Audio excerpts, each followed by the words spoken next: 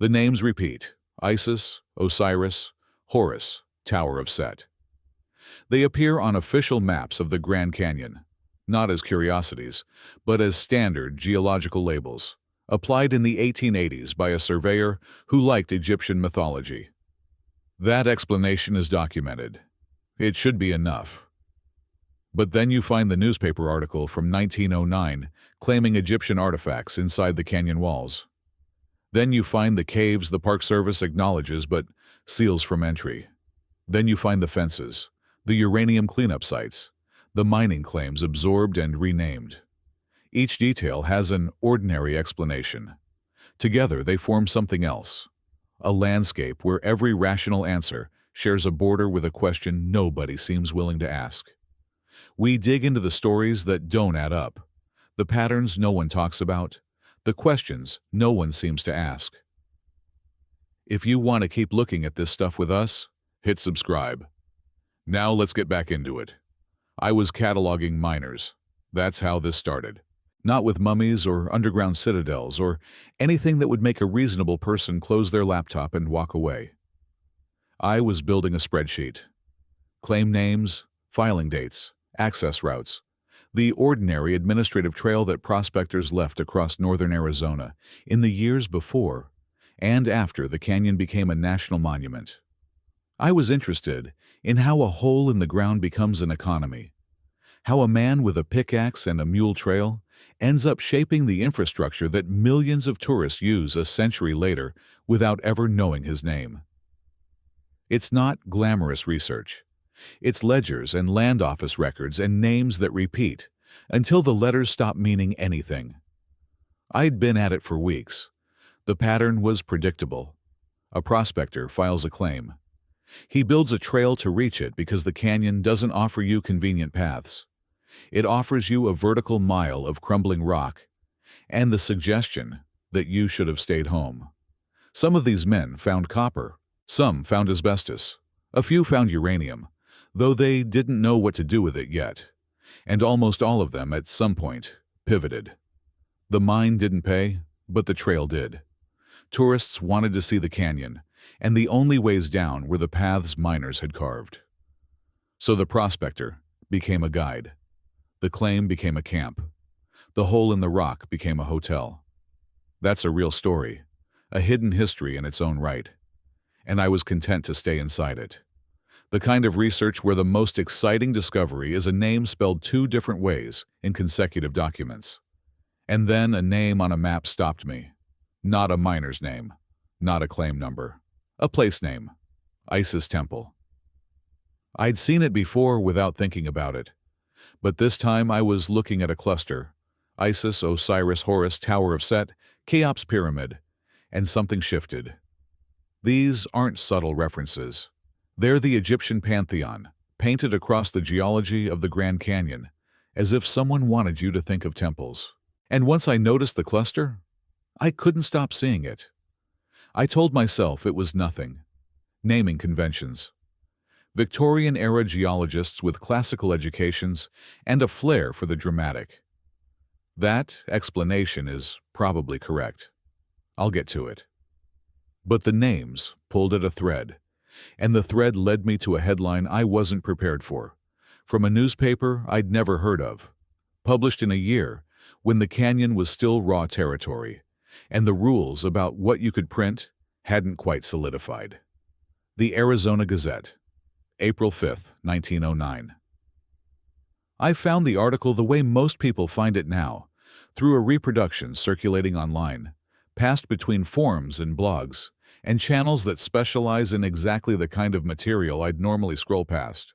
The headline read, Explorations in Grand Canyon, and the subheadline promised mysteries of immense rich cavern being brought to light, and something about a remarkable find, indicating that ancient peoples migrated from the Orient. My first instinct was to check whether the article was real, not whether the claims were real. Whether the article itself existed as a physical object, printed on paper, distributed to readers in Phoenix, Arizona, in the spring of 1909. Because the internet is full of fabricated documents dressed up as history, and I've learned not to trust a screenshot. The text I found was detailed, extraordinarily detailed.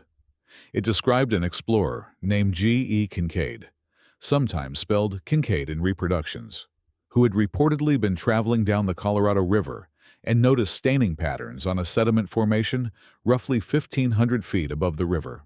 He climbed to investigate and discovered what the article described as the mouth of a cave, or a tunnel, leading into the canyon wall. According to the Gazette, Kincaid reported his findings to the Smithsonian Institution, which then financed a full expedition under the direction of a Professor S.A. Jordan. What followed in the article was a description that reads less like a newspaper report and more like the opening chapter of a lost civilization novel.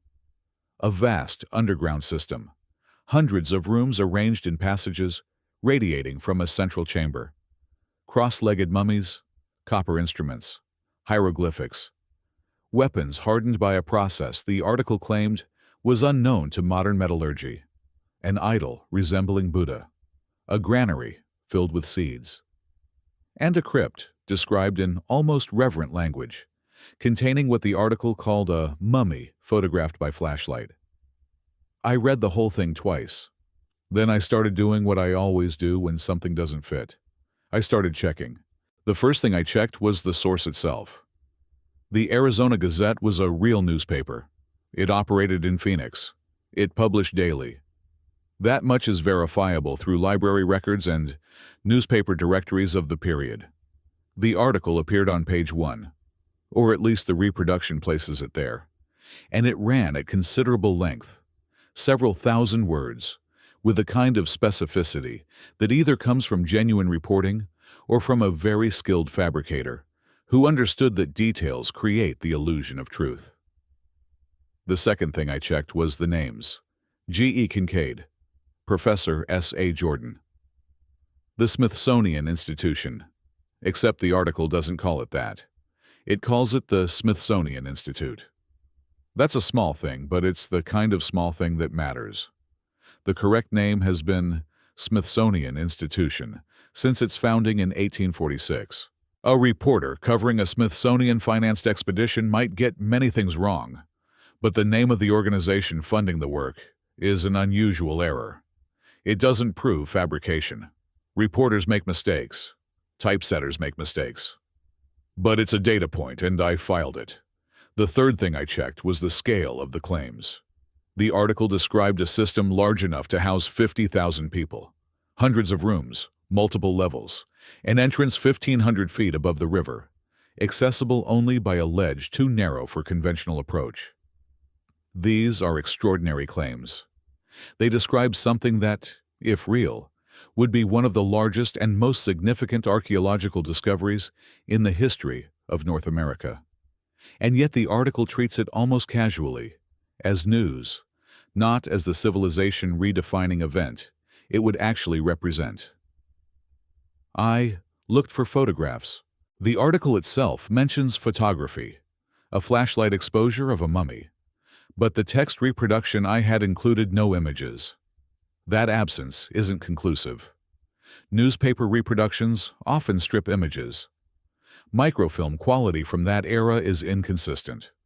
Photographs may have appeared in the original print edition and simply not survived the transition to digital, or they may never have existed. I couldn't determine which from what I had in front of me, and I want to be honest about that. Locating the original issue on microfilm, in a library archive, in an institutional scan, is a production-level task I haven't completed.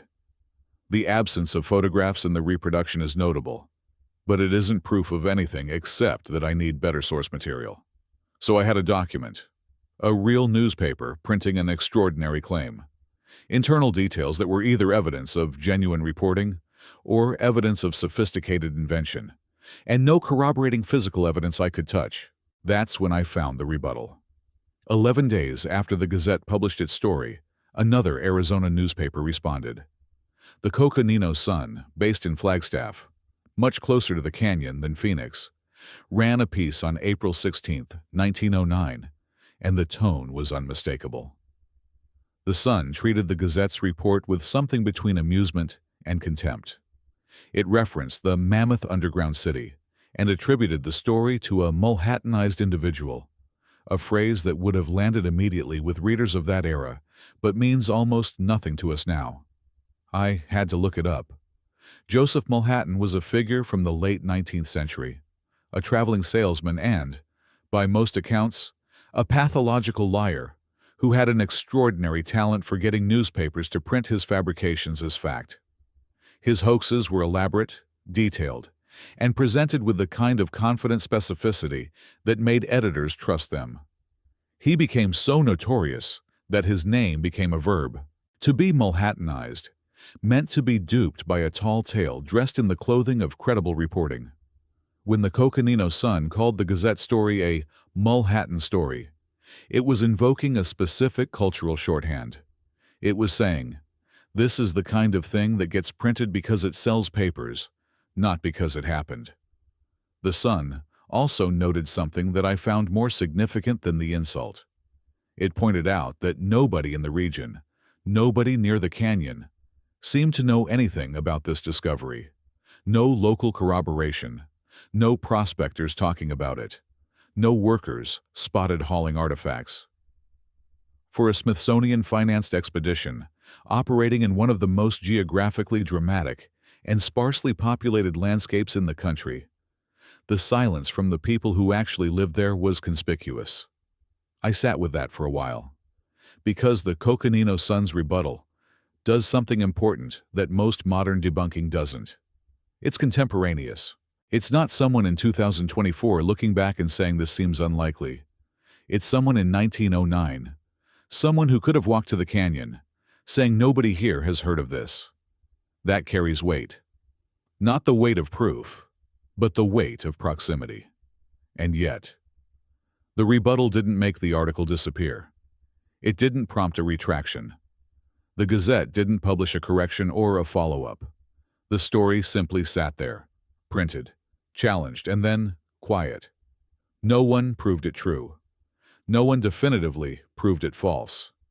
It entered a kind of evidentiary limbo, where it's been sitting for over 100 years, accumulating interpretations like sediment. What I found next made that limbo harder to dismiss, because the canyon really does have caves. Not the carved citadel described in the Gazette, not hundreds of rooms arranged in radiating passages, but real caves, real voids in the stone. The National Park Service acknowledges cave and karst systems within Grand Canyon National Park. Fragile, subterranean environments formed by the slow work of slightly acidic water dissolving limestone over geological time. Solution caves, sinkholes, underground drainage networks. The Redwall limestone, one of the canyon's most prominent formations, is particularly susceptible to karst development. Water finds cracks. Water widens cracks. Given enough centuries, water creates rooms. I want to be careful here, because this is where the story gets slippery.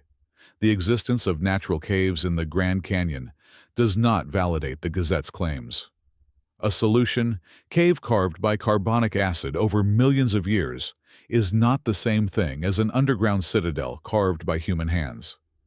The geological processes that create karst are well understood. They're the same processes that created Mammoth Cave, Carlsbad Caverns, and thousands of other cave systems worldwide. There is nothing mysterious about limestone dissolving. It's chemistry. But the existence of those caves does something subtle to the narrative. It keeps the physical possibility alive. It means that when someone reads the Gazette article and imagines a vast underground space beneath the canyon walls, they're not imagining something geologically impossible. They're imagining something that exists in a different form, at a different scale, for different reasons. The canyon has voids. The question the article raises, and fails to answer, is whether any of those voids contain what it claims they contain. And here's where the miners come back in. Because while I was chasing the Gazette article down its rabbit hole, the research I'd originally been doing, the boring research, the claim records, the trail histories, kept producing its own quiet revelations. The miners of the Grand Canyon are a genuinely hidden history, Not in the conspiratorial sense, but in the way that labor histories are always hidden beneath the stories we prefer to tell. We tell the story of the canyon as a landscape. We tell it as geology, as natural wonder, as the sublime experience of standing on the rim and feeling small. What we don't tell, what gets erased from the postcard, is that almost every trail, every access point, every piece of early visitor infrastructure was built by men who came for metal and stayed because tourism paid better than mining. These weren't casual visitors. They cut switchbacks into vertical rock. They hauled timber and pipe and provisions down paths that would terrify a modern hiker. They built camps at the bottom, ran cable systems across the river, established the routes that the Park Service later paved and railed and renamed. And when the canyon became a national monument in 1908 and then a national park in 1919, many of those miners were pushed out. Their claims were challenged. Their trails were absorbed. Their names faded from the interpretive signs. The canyon became a natural cathedral, and the men who'd made it accessible became an inconvenient footnote. That erasure is real. It's documented. It's the kind of hidden history that doesn't require any supernatural explanation, just the ordinary machinery of institutional narrative building, where some stories get told and others get filed away because they complicate the version the public wants to hear. And then there's the Orphan Mine. The Orphan Mine sits on the south rim of the Grand Canyon, or rather, it sits inside the canyon just below the rim, visible from one of the most popular viewpoints in the park. It started as a copper and silver claim in the 1890s. By the 1950s, it had become one of the most productive uranium mines in Arizona. It operated until 1969, producing millions of pounds of uranium ore. And then it closed, and the problems began. The site is now classified under the Comprehensive Environmental Response, Compensation, and Liability Act, CERCLA, which is the federal framework for cleaning up the most contaminated places in the country. The area around the mine is restricted. Fences, warning signs, ongoing remediation work, elevated radiation readings in soil and water. The Park Service manages access carefully because the contamination is real and the risks are measurable. I mention the Orphan Mine because it illustrates something important about how restricted access works at the Grand Canyon. When you see a fence in a national park, the most likely explanation isn't a secret. It's a hazard: uranium contamination, unstable ground, fragile cave formations that a single, careless footstep could destroy. The Park Service restricts access to caves specifically because they contain irreplaceable resources, biological, geological, cultural, that cannot survive public traffic. These are ordinary reasons for extraordinary-looking barriers. But I also mention the Orphan Mine because I understand why those barriers feed different stories. When a landscape has real restricted zones, real fences, real warnings that say you cannot enter, and when that same landscape has a 100-year-old article claiming the government declared a discovery site off-limits under penalty of trespass, the visual rhyme is powerful. The Gazette's language and the Park Service's language look similar from the outside, even though they describe completely different situations. One is an unverified claim from a newspaper that may have been printing fiction. The other is a documented response to measurable environmental contamination. But to a viewer scrolling past a fence on the south rim, the difference isn't visible. The restriction is. And that's when I started looking at the names again. The Egyptian names: Isis Temple, Osiris, Horus, Tower of Set, Cheops Pyramid. I'd noticed them at the beginning and set them aside, assuming there was a mundane explanation. There is. The National Park Service explains that these names come from Clarence Dutton, a geologist who surveyed and described the canyon in the 1880s. Dutton had a fondness for names drawn from world mythology and religion: Hindu, Egyptian, Norse, Arthurian. His contemporaries apparently objected to what they called his Oriental and Egyptian nomenclature, but the names stuck. They were applied to geological features based on visual resemblance or literary whim, not because anyone believed Egyptians had visited Arizona. That explanation is well documented. It's credible. It effectively neutralizes the argument that Egyptian place names prove Egyptian presence. But it doesn't neutralize the feeling. Because when you stand on the rim and look at a formation called Isis Temple, and you've just read a 1909 article claiming Egyptian-style artifacts were found in a cave beneath those walls, the rational explanation and the irrational resonance exist simultaneously. The names were chosen for aesthetic reasons, but they created an aesthetic that makes the Gazette's story feel like it belongs here, like the landscape itself is whispering the same narrative. I don't think Clarence Dutton was part of any mystery. I think he was a literate man who liked dramatic names. But I also think that the names he chose, innocently, decoratively, became part of the architecture of a myth that would outlive him by more than a century. The canyon didn't need Egyptian artifacts to feel ancient.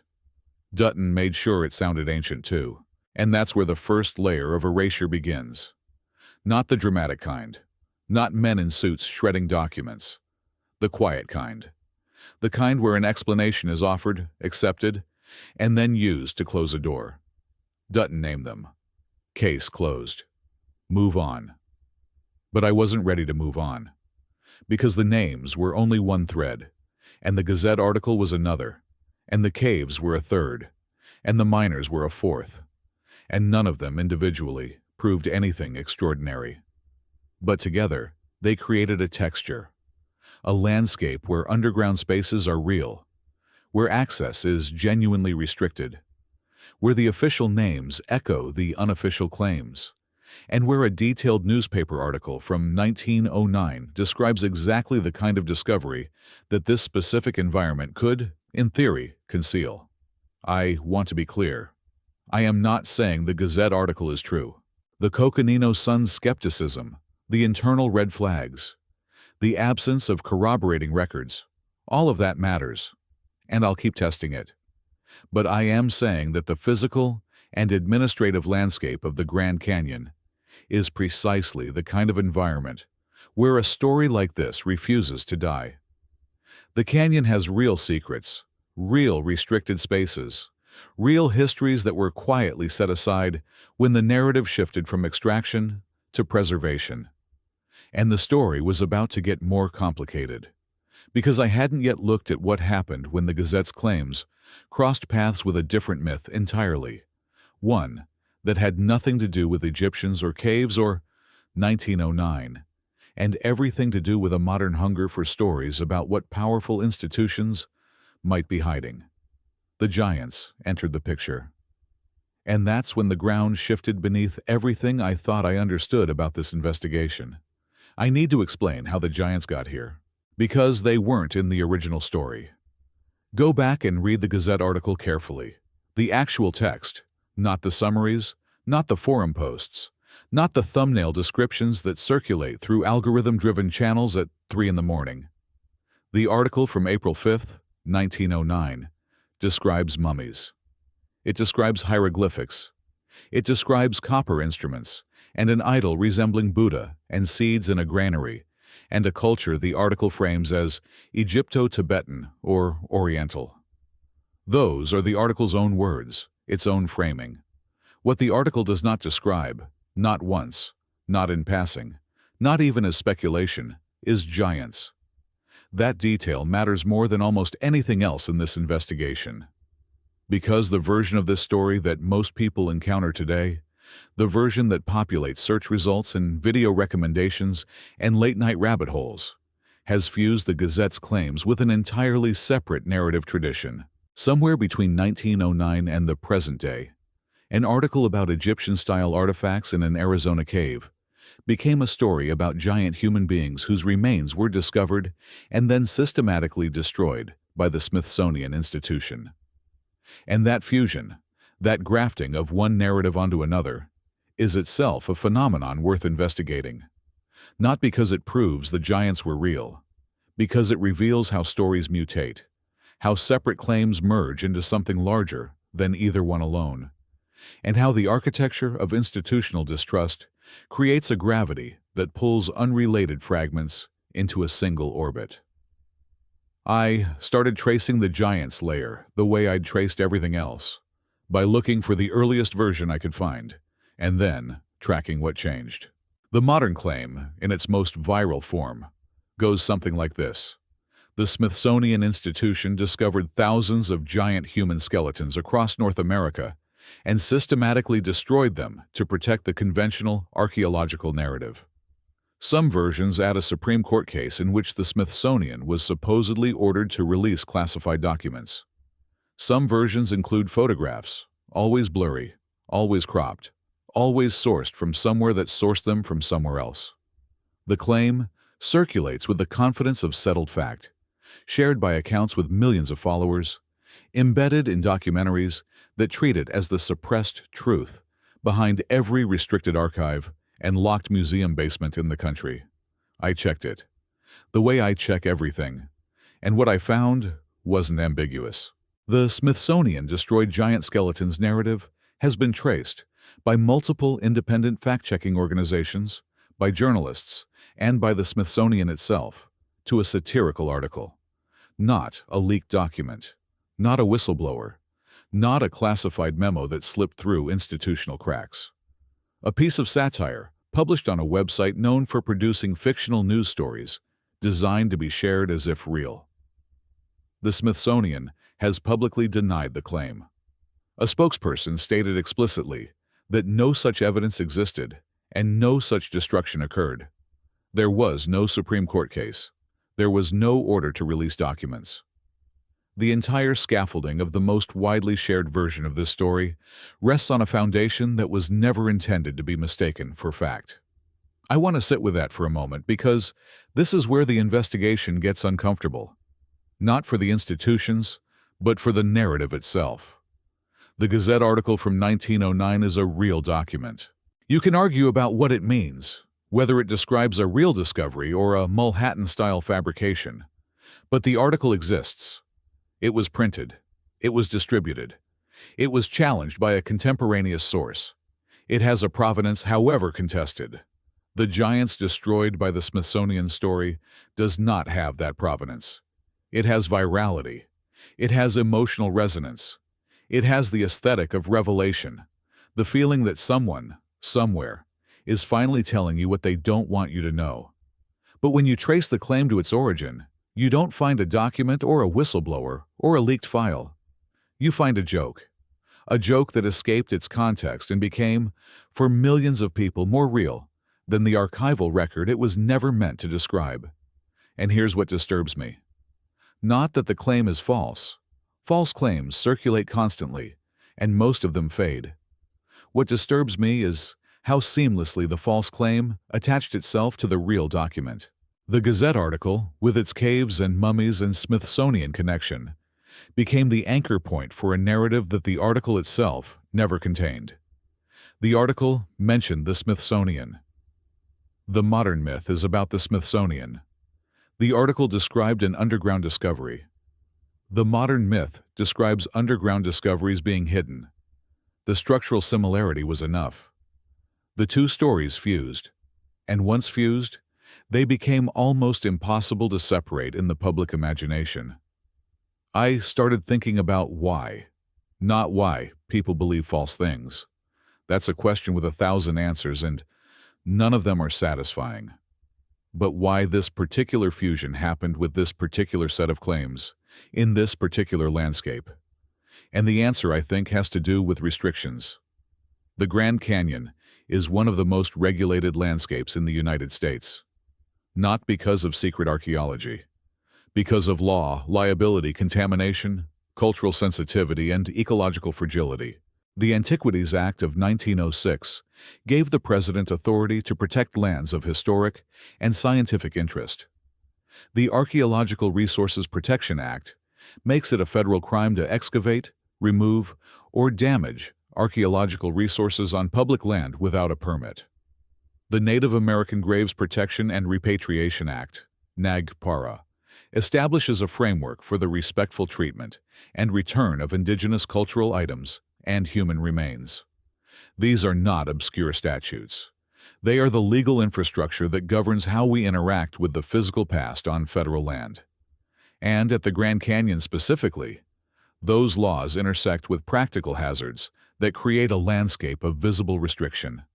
Uranium contamination at sites like the Orphan Mine, fragile cave formations that cannot survive foot traffic, cultural sites that tribal nations have asked to remain undisclosed and undisturbed, unstable geology along cliff edges and inside canyons. The Park Service restricts access to these places for reasons that are documented, rational, and in most cases, publicly explained. But the restrictions are visible. The fences are real. The signs that say, "No entry" are real.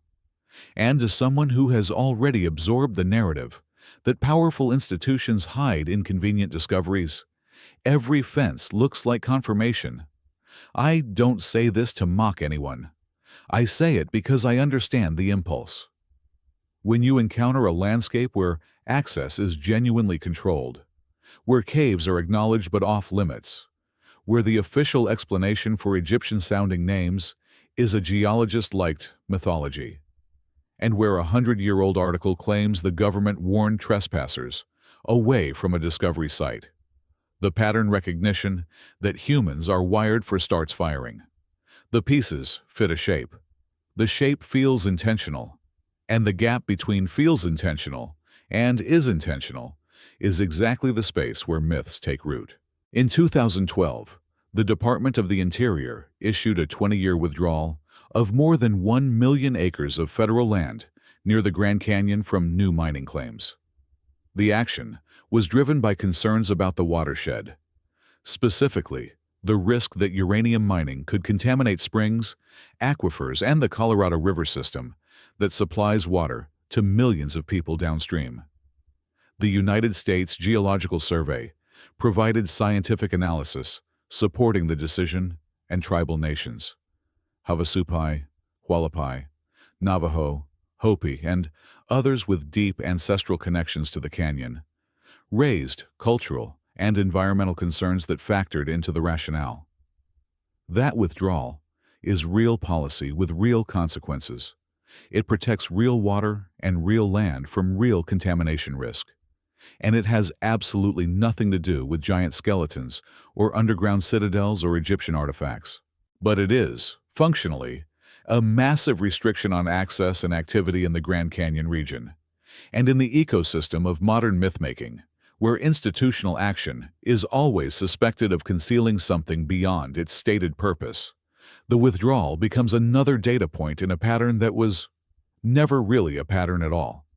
It was always separate decisions, made for separate reasons, by separate people, across more than a century. But the myth collapses the timeline. The myth says they've always been hiding something. The restrictions prove it. I spent a long time trying to find the physical evidence that would settle this one way or another. Not the article, not the rebuttal, not the modern memes. The objects, the bones, the copper instruments, the mummies, the hieroglyphics. Something I could photograph, measure, submit for independent analysis. Something that exists outside the closed loop of claims and counterclaims. I didn't find them. I want to be precise about what that means and what it doesn't. The absence of evidence I personally located is not proof that no evidence exists anywhere. I am not a Smithsonian archivist. I have not searched every accession log, every field notebook, every storage facility. The absence in my research is a limitation of my research, not a definitive statement about reality. But I also want to be honest.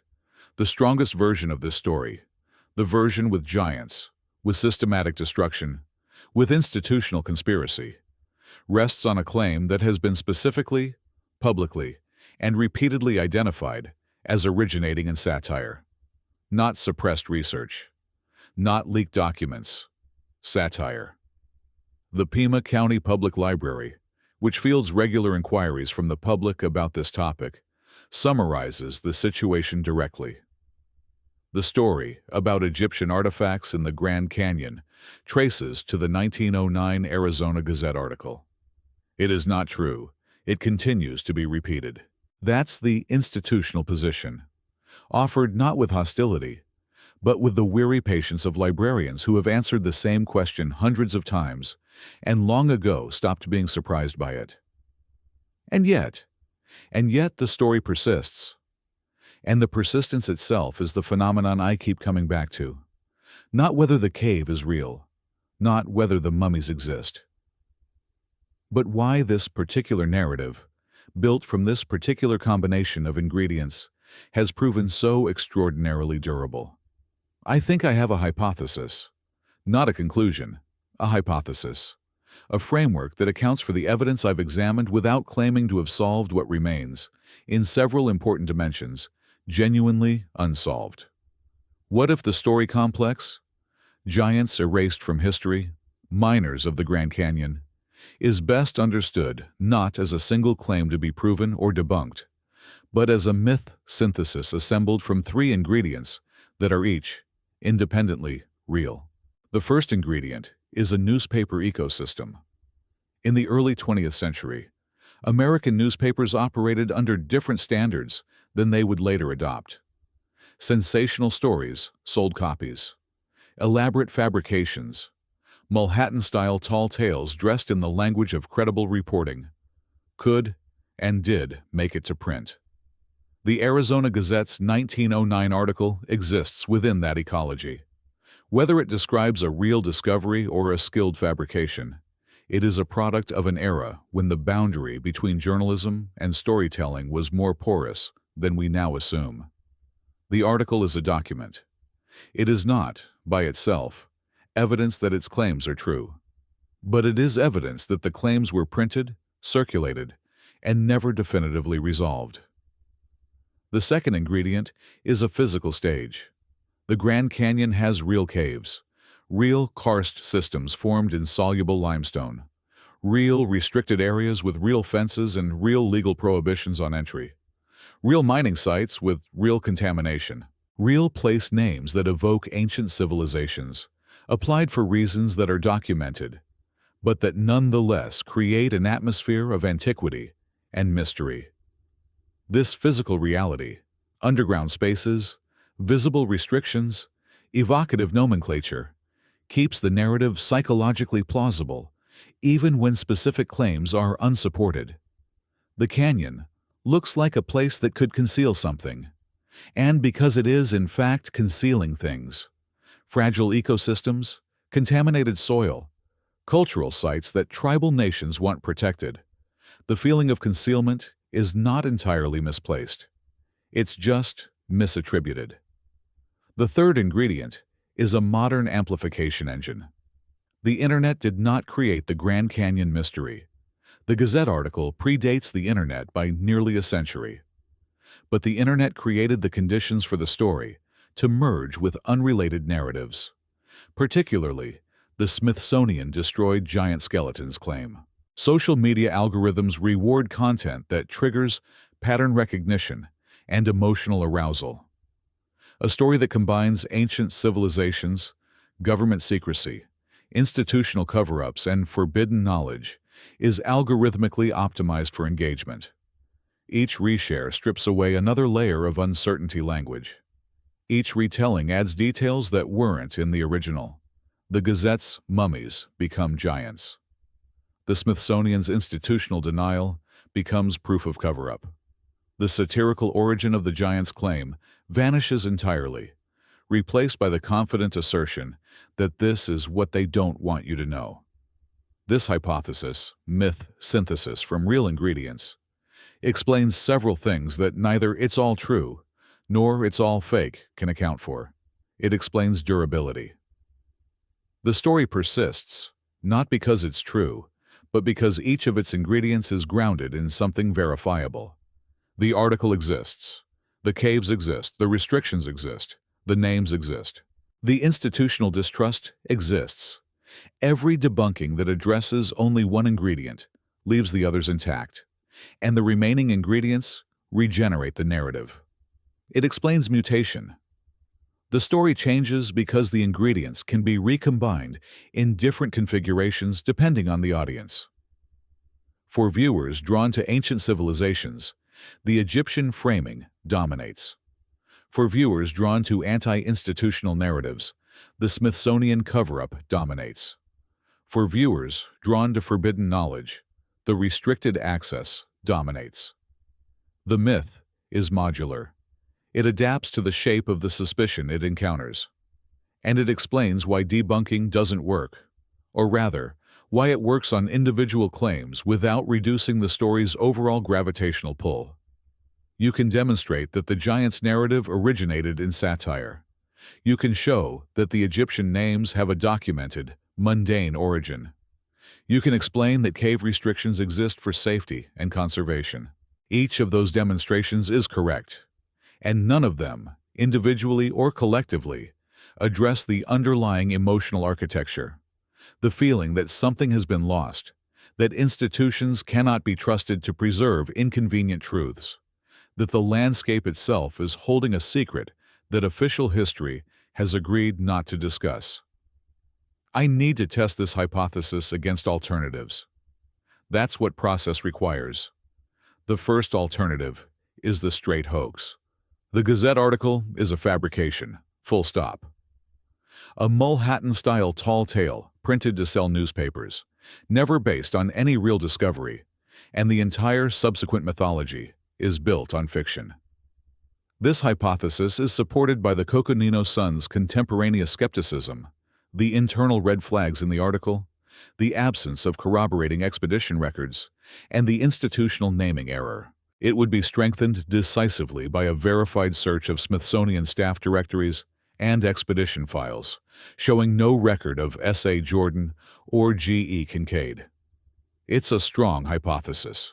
It may be correct. But it doesn't fully explain why the article was never retracted, why no definitive attribution to a specific hoaxer has been established, and why the article contains details, geographic specificity, procedural language, that go beyond the usual pattern of casual newspaper fabrications from that era. The straight hoax hypothesis is plausible. It is not complete.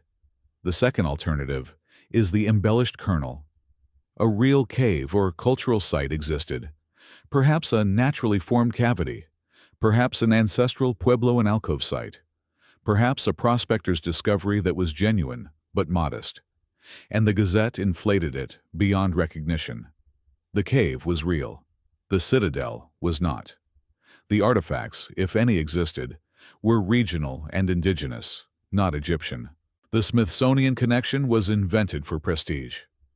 This hypothesis has a certain elegance. It explains the geographic specificity without requiring a vast, underground civilization. It's consistent with the known pattern of journalists embellishing real events for dramatic effect. But it remains speculative. No kernel site has been identified, and the hypothesis generates its own unfalsifiable quality. You can always claim the kernel exists, but hasn't been found yet.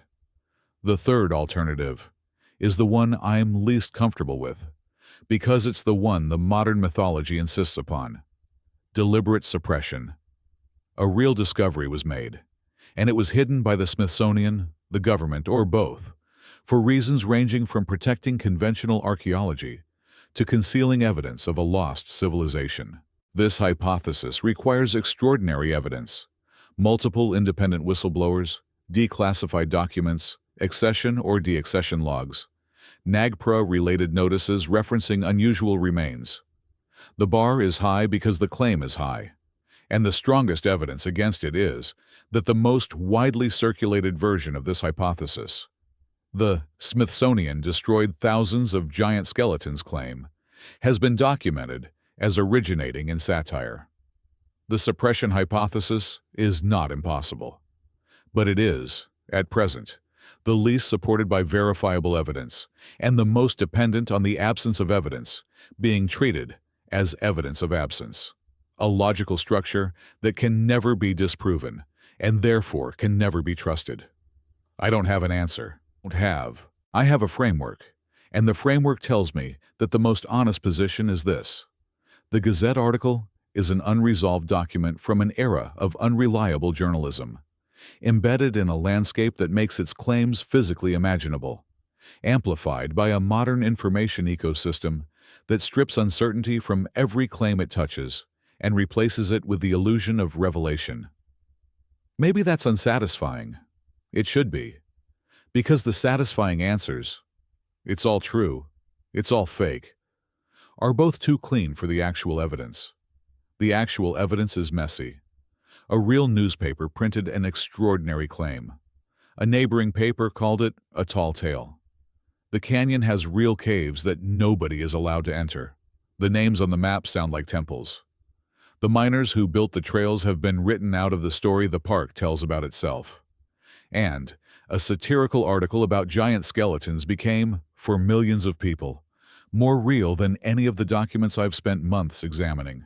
I keep coming back to the miners.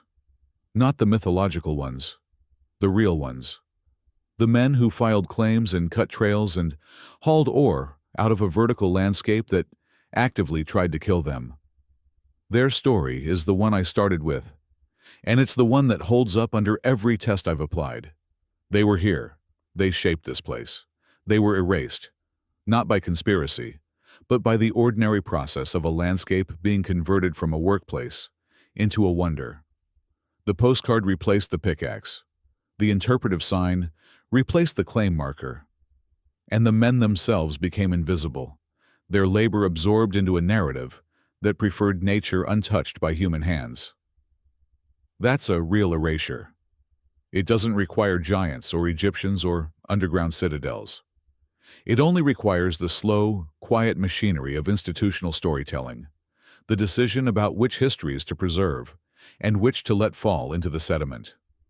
But the questions remain, and I can't pretend they don't. If the Gazette article is a fabrication, why has no researcher definitively identified the fabricator? Why was there no retraction? Why does the article contain the kind of procedural detail, expedition structure, artifact categories, geographic coordinates that hoaxers of that era typically didn't bother with? If the caves are just caves, natural voids in soluble limestone, why are so many of them off-limits in ways that go beyond normal conservation restrictions? What surveys have been conducted, and what did they find, and why are the results not more widely available? If the names are just names, Dutton's literary whimsy applied to geological formations, why did they cluster so specifically around Egyptian and Hindu mythology in a region where, a few decades later, a newspaper would claim Egyptian artifacts had been discovered?